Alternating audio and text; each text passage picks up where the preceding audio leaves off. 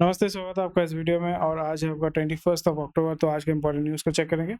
उसी के साथ-साथ अगर आप इस चैनल में नए हैं तो डेफिनेटली लाइक शेयर सब्सक्राइब कर दीजिए। कोई भी क्वेश्चन कोई कमेंट सेक्शन में बता सकते हैं।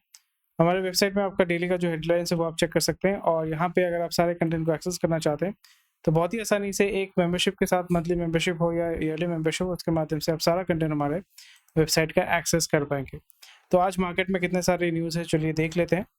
तो आज मार्केट में नियर अबाउट आपका 48 न्यूज़ है, क्योंकि आज लास्ट वीक जो था वो उतना मतलब इट वाज़ लाइक डिसेंट। और यहाँ पे मार्केट में क्योंकि अभी फेस्टिव सीजन चल रहा है तो उतना बड़ा कोई न्यूज़ या उतना बड़ा कोई मार्केट मूवर न्यूज़ हमें देखने को नहीं मिल रहा है। तो स्टॉक मार्केट का जो हालत है वो हम चलिए देख लेते हैं। So market has been quite negative. Market जो है वो सस्टेन कर रहा है। मतलब यहाँ पे आपको वही देखने को मिलेगा कि आज जो है हर सेक्शन में अगर हम देखें तो बहुत ही अच्छा सेल ऑफ हुआ है।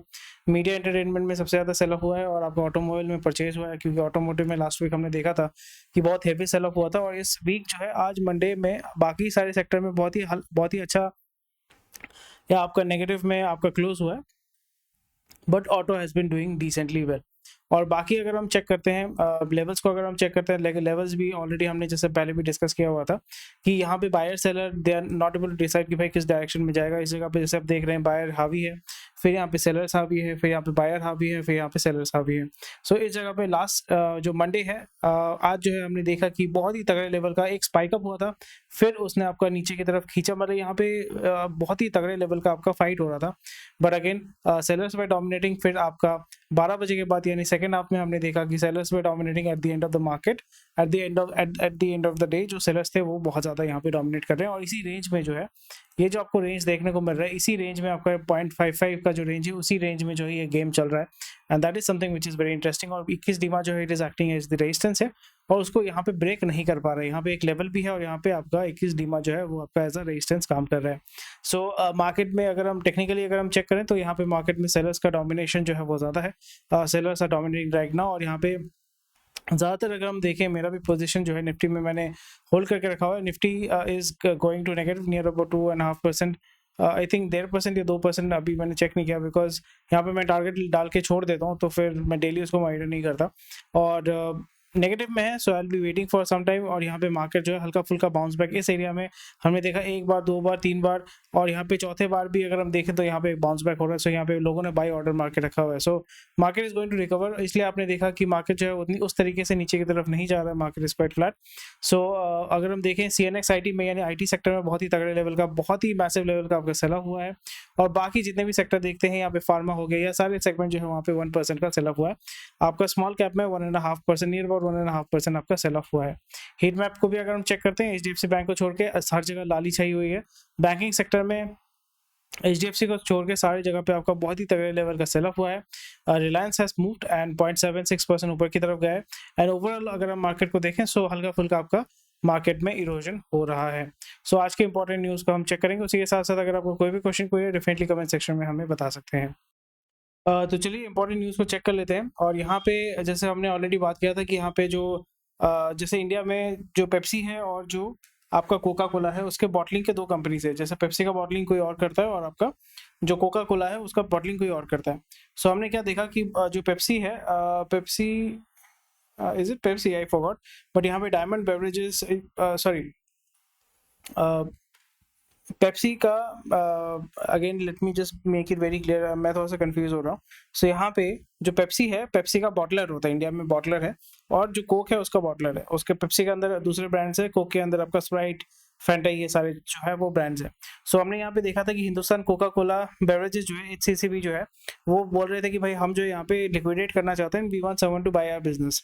तो यहाँ पे दो कंपनीज थे। तो जैसे मैंने बताया था कि FMCG वाला बंदा या QSR, टिपिकली यहाँ पे QSR वाला बंदा आएगा, बिकॉज FMCG में इसको इंटीग्रेट करना it will be very difficult, because already यहाँ पे रिलायंस जो है उसने कैंपा कोला को परचेज करके फिर उस ब्रांड को एक रीजुमिनेट करके अभी मार्केट में वो घुस रहे हैं।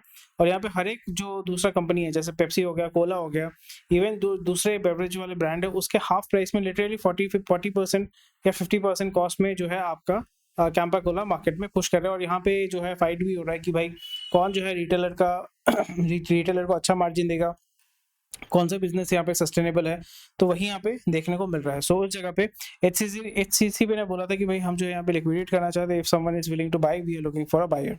सो ऑलरेडी मैंने पहले भी आपको बताया था कि यहाँ पे एफएमसीजी आ सकता है या क्यूएसआर आ सकता है। तो भारतीय जो है वो आपका जो आपका भारतीय दैट इज जो क्यूएसआर कंपनीज है उसको चलाती है, जुबिलेंट ग्रुप है वो उसको चलाती है। सो यहाँ पे इस जगह पे जुबिलेंट ग्रुप के साथ बहुत ही अच्छा वो तालमेल बैठ रहा है, वहाँ पे सिंक हो रहा है। तो इसके वजह से आपको यहाँ पे देखने को मिलेगा Bharatiya group is looking to raise 12,500 crore, that is $1.5 billion to raise, और उस पैसे से जो है वो 40% जो HCCB का जो ओनरशिप है वो उसको परचेज करेंगे। सो इस जगह पे दूसरे एसेट मैनेजर्स हैं, डेट, क्योंकि डेट के माध्यम से उसको परचेज करेंगे, एक्विजिशन करेंगे। So that is where asset managers, investment banking, ये सारे जो कंपनीज है they are going to take benefit of it, they will be providing loan, bond के माध्यम से भी हो सकता है, they might raise give a launch corporate bond, ठीक है, अपना स्टेक भी ये सेल कर सकते हैं। बहुत सारे ऑप्शंस होते हैं, जब उस लेवल पे आप गेम खेलते हैं तो बहुत सारे ऑप्शंस आपके पास हो जाते हैं। So again we can see that इस जगह पे भारतीय group will be buying, if they are buying it, so उसमें क्या होगा, एडवांटेज ये होगा कि उनके पास ऑलरेडी डोमिनोज, बाकी जो कंपनीज हैं जिसका फ्रेंचाइजी ये लोग सेल करते हैं, क्योंकि मतलब क्विक सर्विस रेस्टोरेंट जिसको बोलते हैं। सो उस जगह पे इसको बहुत ही आसानी से इंटीग्रेट कर पाएंगे, क्योंकि बैकवर्ड इंटीग्रेशन इनके पास होगा, और फिर अपना ही कंपनी होगा तो फिर उसमें इनपुट कॉस्ट भी रिड्यूस कर पाएंगे, सिनर्जी अच्छा होगा, तो उस चीज़ को उसमें प्रॉफिट मार्जिन वो आसानी से इंप्रूव कर पाएंगे, ऑपरेशनल एफिशिएंसी को इंप्रूव कर पाएंगे। So that is something which we need to keep in mind. Next हो जाता है मीटिंग 2030 रिलायबल एनर्जी टारगेट में push solar gear imports to $30 billion per year. So ज़्यादातर आपको ऑलरेडी पता होगा कि इंडिया में ज़्यादातर जो आपके सोलर पैनल होते हैं या सोलर चिप्स होते हैं, सिलिकॉन चिप्स होते हैं, सोलर पैनल के जो भी आपके जो चिप्स होते हैं या जो भी प्रोसेस्ड सिलिकॉन होता है वो आपका चाइना से ही आता है, 90% आपका चाइना से ही आता है। वाड़ी का पब्लिक आईपीओ, जब कोई भी कंपनी जो सोलर कंपनी जो आईपीओ लेके आती है, वहाँ पे आप देखोगे कि ज़्यादातर जो डिपेंडेंसी है वो आपका चाइना के ऊपर है। चाइना में माल का दाम बढ़ेगा तो फिर यहाँ पे जो सेलिंग कॉस्ट है वो बढ़ जाएगा, ऑपरेशन कॉस्ट है वो बढ़ जाएगा, प्रोडक्ट का कॉस्ट जो है वो भी बढ़ जाएगा। और solar panel is not a very long term solution, because उसका मेंटेनेंस बहुत हाई होता है and over a period of time उसका एफिशिएंसी भी कम होता है। सो गवर्नमेंट यहाँ पे पुश करी है, because government is looking to reduce its, यानी गवर्नमेंट चाहती है कि यहाँ पे जो हमारे देश का जो कंजम्पशन है, energy consumption, that should move away from crude and coal. वो बहुत ही ज़्यादा डिफिकल्ट है, बट यहाँ पे जब तक आप न्यूक्लियर को इंटीग्रेट नहीं करते हैं, न्यूक्लियर को स्टैंडर्डाइज नहीं करते, तो फिर उस जगह पे प्रॉब्लम है। India has advance level of nuclear technology, बस उसका डेवलपमेंट ठीक तरीके से नहीं होता है और यहाँ पे अडॉप्शन उस लेवल पे नहीं हो रहा है, इसलिए आपका नए नए थर्मल पावर प्लांट्स को जो है आपका कमीशन किया जा रहा है। So again that is very welcome move. अगर यहाँ पे ये होता है, सो फॉरेक्स के ऊपर प्रेशर ज़्यादा पड़ेगा, because import cost is getting high, reason because rupees become cheaper, rupee is becoming very weak and dollar is become very expensive. So इसके वजह से जो भी आपका इंपोर्ट कॉस्ट है वो भी आपका इंप्रूव होगा, वो ज़्यादा बढ़ेगा। सो या that is something which is very very important. यहाँ पे आप बोल सकते हो दिस इंपोर्ट इंक्रीजेस दी हाइडेंस of India's reliance on Chinese solar. तो यहाँ पे चाइनीज के ऊपर आपको डिपेंड करना, ग्लोबली आप ग्लोबल जो है चाइना के ऊपर डिपेंड करता है, कुछ नहीं कर सकते हैं, क्या करें। Urban stress continues to pull down growth for consumer good firms. Consumer good companies such as Parle, Dabur, Tata Consumer report recovering rural demand for essentials, but urban growth remains sluggish due to food inflation. So food inflation यहाँ पे again reason बहुत सारे हैं, जैसे मैंने बताया कि income जो है वो रिड्यूस हो रहा है, प्राइसेस बहुत ज़्यादा बढ़ रहे हैं। अगेन हमने जो पैटर्न देखा था 2022 में कि जो छोटे छोटे पैकेट्स जो है, छोटे छोटे साइजेस के पैकेट जो है वो आपका एफएमसीजी कंपनीज निकाल रही थी, फिर उसने आपका विड्रॉ कर लिया था, फिर अगेन जो है we can see that trend and most probably वो ट्रेंड आपका मूव करेगा, बिकॉज वो रूरल को ज़्यादा अट्रैक्ट करने के लिए बनाया गया था। रूरल में रीज़न बिकॉज रूरल सेगमेंट में आपका जो है प्राइस बहुत ही ज़्यादा प्राइस सेंसिटिव मार्केट होता है, एंड अर्बन में क्या होता है कि आप वहाँ पे एक सेगमेंट होता है कि जो प्रीमियम प्रोडक्ट्स को लेना चाहता है, बट अर्बन में भी एक लार्ज चंक होता है जिसको क्या है, that is also very price sensitive, because living cost जब बढ़ जाता है, फ्यूल कॉस्ट जब बढ़ जाता है, तो फिर वो आपका जो लो इनकम ग्रुप है जो अर्बन एरियाज में रहता है, या मिडिल क्लास जो है, लोअर मिडिल क्लास जो है जो आपका अर्बन एरियाज में रहता है, तो उसके लिए ये जो कंजम्पशन होता है वो आपका स्लोली ग्रेजुअली वो रिड्यूस हो जाता है। सो अगेन एफएमसीजी पे ज़्यादा प्रेशर पड़ेगा, but I don't think so उतना ज़्यादा लॉन्ग टर्म इम्पैक्ट होने वाला है। This is going to recover and या जो कंजम्पशन, बट ये चीज़ हमें देखने को मिल सकता है कि जो फेस्टिव सीजन में जिस लेवल का कंजम्पशन एक्सपेक्ट कर रहे थे वो शायद से ना हो। So that is something which these companies have to struggle with, and this is part and parcel of the business. तो ये सीजनल बिजनेस ही होने वाला है। Heavy rains delay in harvest to keep onion prices pricey this Diwali. तो यहाँ पे government ने, हमने ऑलरेडी देखा था, गवर्नमेंट जो है अपने बफर स्टॉक से जो है आपका जिंजर, गार्लिक, टोमेटो ये सब बेचना शुरू कर दिया है। But that is not a very long term solution, but because यहाँ पे मार्केट में प्रोडक्शन तो हो ही रहा है और आप जो है अनियन को इंपोर्ट भी कर सकते हैं। एंड डेफिनेटली कुछ दिनों बाद हम ये भी देखेंगे कि अनियन एक्सपोर्ट के ऊपर आपका जो है बैन कर दिया जाएगा एंड यहाँ पे मिडल ईस्ट को एग्जेम्प्ट कर दिया जाएगा, because middle east is a very big market और मिडल ईस्ट का जितना भी जो फूड है या ग्रेन है वो ज़्यादातर आपका इंडिया से ही जाता है, तो वहाँ पे आपका एक्सपोर्ट बैन नहीं कर सकते या नहीं करेंगे। बट जो बाहर दूसरे कंट्रीज हैं वहाँ पे हमें ये देखने को मिल, जैसे बांग्लादेश हो गया, वहाँ पे डेफिनेटली बैन कर देना चाहिए कि यहाँ से आपका आलू, प्याज ये सब डेफिनेटली बैन करना चाहिए because of diplomatic reason and for economic reason as well. So इसके वजह से ये एक चीज़ है। दूसरा चीज़ है कि होर्डिंग अभी तगड़े लेवल पे होगा, बिकॉज अनियन, पोटैटो, ये सारी चीज़ों को आप स्टोर करके रख सकते हैं। सो इसका तगड़े लेवल पे आपका होर्डिंग होता है, चावल का भी होर्डिंग होता है और आपका जो दाल होता है, अरहर दाल, प्रोटीन्स, ये सारी चीज़ों का तगड़े लेवल पे आपका होर्डिंग होता है। So again government has to look into it, but as a consumer आपके पास ज़्यादा कुछ ऑप्शन तो होते नहीं है। सो इस जगह पे definitely food inflation is going to definitely affect you, क्योंकि प्याज, टमाटर, गेहूँ, चावल, ये सारी चीज़ों का प्राइस अगर बढ़ेगा, तेल का प्राइस बढ़ेगा, सो वो आपके खाने पीने को जो है वो अफेक्ट डेफिनेटली करेगा। So let's see how it works and government इसमें ज़्यादा कुछ कर नहीं सकती है। Oil and gas companies take the shine out of India's, ये तो हमने देखा है। So corporate India posted single digit revenue and profit growth in quarter 2 with oil and gas company underperforming. But इस जगह पर अंडर परफॉर्मिंग नहीं होना चाहिए था, बट यहाँ पर अंडर परफॉर्मिंग अगर हम देखें, एक तो है कि जो PSU है उन्होंने तगड़े लेवल पे पैसा कमाया है, बिकॉज जो क्रूड ऑयल था वो ऑल टाइम लो था, ठीक है, बहुत सालों का ऑल टाइम लो पे था। फिर इस जगह पे जो सेलिंग प्राइस है, जो पेट्रोल आप परचेज कर रहे हो, डीजल आप परचेज कर रहे हो, उसका दाम तो कम नहीं हो रहा है, तो तगड़े लेवल पे OMC ने पैसा कमाया है। बट प्रॉब्लम ये हो जाता है, PSU जो है आपका OMC, जो PSU वाले होते हैं, उसका प्रॉब्लम होता है कि इधर उधर आलतू फालतू की चीज़ों में, रिन्यूएबल एनर्जी, ये सारी चीज़ों में वो पैसा डालना शुरू कर देते हैं। उसके वजह से जो होता है कि पैसा डूब जाता है। और रिलायंस का इशू ये है, रिलायंस का इशू भी नहीं बोलूँगा, but they are looking to expand and they are looking to remove और reduce the reliance on refining business. तो इसके वजह से भी जो है आपका प्रॉफिट मार्जिन श्रिंक करेगा और मार्केट तो ऐसे ही ऊपर नीचे चलता ही रहता है, उसमें कोई बड़ी बात नहीं है, बिकॉज एनर्जी कंजम्पशन वो आपका बढ़ता ही रहेगा। ऐसा नहीं है कि आपका एनर्जी कंजम्पशन, पेट्रोल का डिमांड कम हो जाएगा, ऐसा कभी नहीं होने वाला है। बट अगेन यहाँ पे मार्जिन शायद से आपका कम होगा, बिकॉज गवर्नमेंट जो आपको प्रेशर पे डालेगी, बिकॉज एक लेवल के बाद आप उसका प्राइसेस नहीं बढ़ा सकते हैं। So these are the things which needs to be keep into consideration. Global factors भी यहाँ पे हैं और यहाँ पे जो एनर्जी सेक्टर में काम कर रहे हैं, एनर्जी सेक्टर में इन्वेस्टमेंट कर रहे हैं, सो उस जगह पे दे will be very very aware of it and they will be very very I would rather से कि सतर्क रहेंगे कि भाई कहाँ पे क्या करना है, नहीं करना है, because crude is very very volatile. Actually crude इतना वोलेटाइल होता नहीं था, या क्रूड का जो मार्केट है, या जो क्रूड ऑयल से जो, या क्रूड से जो एनर्जी, क्रूड एनर्जी वाला जो मार्केट है, वो इतना ज़्यादा वोलेटाइल होता नहीं था। बट अभी जो है मार्केट जिस तरीके से वोलेटाइल हो रहा है, आप बोल सकते हो कि इलेक्ट्रिक व्हीकल्स, उससे कोई फर्क नहीं पड़ता। Electric vehicle still is a very small amount of vehicles, near about 1.5%, maximum 2%, और वो ज़्यादा जाएगा भी नहीं, because electric vehicles, to be let's be fair, it's not very practical. आप अगर 1 किलोमीटर रेडियस में दिन में 10 बार घूमते रहते हो तो फिर उसके लिए ठीक है, पर अगर आप लॉन्ग ट्रैवल करते हो या लॉन्ग जर्नी करना चाहते हो, it is not viable, it doesn't make sense and economically भी सही वायबल नहीं है, आपका एनवायरमेंटल भी वायबल नहीं है, बहुत सारे इश्यूज होता है, ठीक है। टेक्नोलॉजी उतना 1930s में भी जो है आपका इलेक्ट्रिक व्हीकल्स था, बट वो सस्टेनेबल नहीं था। सो that is something which is very concerning and definitely कुछ ना कुछ टेक्नोलॉजी आएगा, बट एक बैटरी को बनाना, लिथियम आयन बैटरी को बनाना, it is very expensive, very polluting, so it doesn't really make sense. So इसलिए जैसे मैंने आपको ऑलरेडी बताया था, we will be gradually moving to that level, but हमारा बेस अभी है क्रूड, उसके बाद ब्रिज फ्यूल है हमारा CNG यानी नेचुरल गैस, उसके बाद हम जो है इलेक्ट्रिक या hydrogen, most probably we will be able to see that hydrogen will be the most viable fuel after natural gas. So let's see how it works. Battery, I don't think it's very viable. ठीक है, चलो move करते हैं अगली news पे। IT firms upgrade on BFSI discretionary spends take of.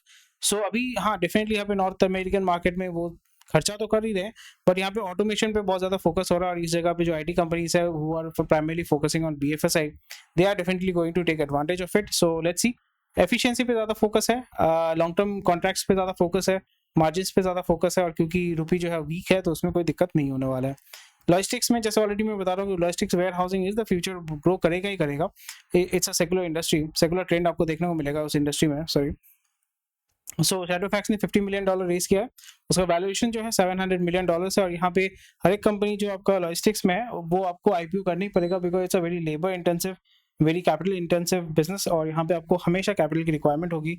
बड़े बड़े companies को आप देखो, गति जो है वो ऑल कार्गो के साथ या और एक कंपनी के साथ मर्ज हो गया है। DTDC somehow it is surviving. Amazon ने अमेजोन जो कुरियर सर्विसेज है वो आपका अमेजोन वेब सर्विसेज, अमेजोन का जो प्लेटफॉर्म बिजनेस है उसको इंटीग्रेट करके वो अभी सस्टेन कर रहे हैं। डिलीवरी स्टिल समहाउ कभी अच्छा कभी बुरा, मतलब सीजन उसका ऑफ सीजन, अच्छा सीजन या ऑफ सीजन आपका चलते ही रहता है। So logistics is a business because यहाँ पे फ्यूल आपका इनपुट इतने सारे वेरिएबल्स होते हैं, इसलिए बहुत ज़्यादा डिफिकल्ट हो जाता है उसको कंट्रोल करना, उसको प्रेडिक्ट करना। यहाँ पे फ्यूल कॉस्ट इज इंपॉर्टेंट, यहाँ पे आपका जो टोल टैक्स है that is also increasing day by day.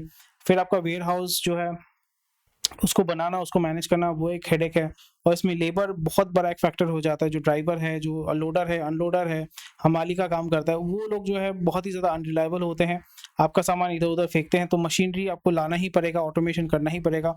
सो इस जगह पे जो ऑटोमेशन कंपनीज है जैसे आपका ग्रे ऑरेंज हो गया, they are going to definitely make a lot of progress, and उसका जो है बेनिफिट होने वाला है। Automation is the future. और उस जगह पे आप देख पाओगे कि बेसिक कुछ लोगों के साथ ही जो है लार्ज जो मैनुअल लेबर है उसका डिमांड जो है उसको टिपिकली रिड्यूस करना चाहिए।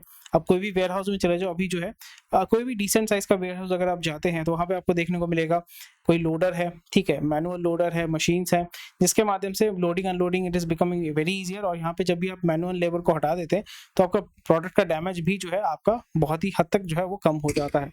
सो that is something which needs to be considered. So let's see how it moves. CNG का कॉस्ट बढ़ेगा 4 से 6 रुपए because of input cost supply cuts. So already हमने देखा था लास्ट वीक में, न्यूज़ तो आई था, तो इसके वजह से ही होने वाला है। FPI pull out 23,000 crore 15 days के अंदर। सो घोड़ा जो है पैसा निकालेगा, और बट देसी जो है, देसी के पास पैसा है, सो इसलिए मार्केट में उस तरीके का आपका जो है डाउनफॉल देखने को नहीं मिला। It's a very positive move. HDB financial हमने देखा था कि they are looking to raise money through IPO, और वही आपका अप्रूवल हो चुका है, बोर्ड ने अप्रूव कर दिया है, and they will be filing for an IPO and they will be taking the money out. HDB is the NBFC arm of HDFC. Formal job creation rises to 1.85 million which is a very good thing, and यहाँ पे 10% का increase हुआ है। सो formal jobs जो है आपका manufacturing IT services में आपका जो फॉर्मल जॉब होता है जिसमें आपको ईएसआई ये सारी चीजें मिलते हैं, तो वो आपका ग्रोथ हुआ है which is a very very welcome move. Power plants में not need to install sulphur removing gear. Okay, that's not a very good thing because यहाँ पे जो ऑलरेडी नियम कानून है वही लोग नहीं मानते हैं। तो यहाँ पे अगर इसको आप हटा देते हैं, सल्फर डाइऑक्साइड ये सारी चीज़ें हटा देते हैं, तो ये और भी खतरनाक होगा। और जो लोकल लोग रहते हैं, local population, they will definitely have some health issues, और यहाँ पे टिपिकली लंग इश्यूज होते हैं, अस्थमा, लंग कैंसर, ये सारी चीज़ें होंगी। But because overpopulated country है, so typically people also don't care and the government, जब पीपल केयर नहीं करते तो गवर्नमेंट भी उतना ज़्यादा केयर नहीं करती है। So that is a very welcome move. And Borosil जो है वो 7,000 करोड़ का रेवेन्यू टारगेट कर रहे हैं इन 4 years। So it's a very good thing. Borosil is a very big company, आपको ऑलरेडी बोरोसिल पता ही होगा क्या होगा, आपके घर में सामान होगा बोरोसिल का, गिफ्ट करते होंगे। So Borosil is doing really well and they are also slowly and gradually expanding into different industries as well. So let's see. CEAT के ऊपर प्रेशर है, इनपुट प्राइस प्रेशर में ईज इन H2। मॉनसून के बाद आपका रबर का कलेक्शन अच्छा होता है। So let's see how it works, but this is also a very growing industry. Prestige group जो है, जो बैंगलोर वाला, बैंगलोर बेस्ड कंपनी है, it is looking to generate 10,000 crore from Delhi NCR. So very good. And homeowners ये सब आप देख सकते हैं। एंड अगेन जो ONGC BPCL जो है, they are looking for international partner for new refineries, पर I don't think that will be possible because PSU कभी भी फॉल्टर करते हैं, कभी भी कुछ ना कुछ प्रॉब्लम चलता रहता है। So it is very difficult, but we can expect that Russian companies and Japanese company might be coming and working with them. Nayara already India में गेम खेल रहा है।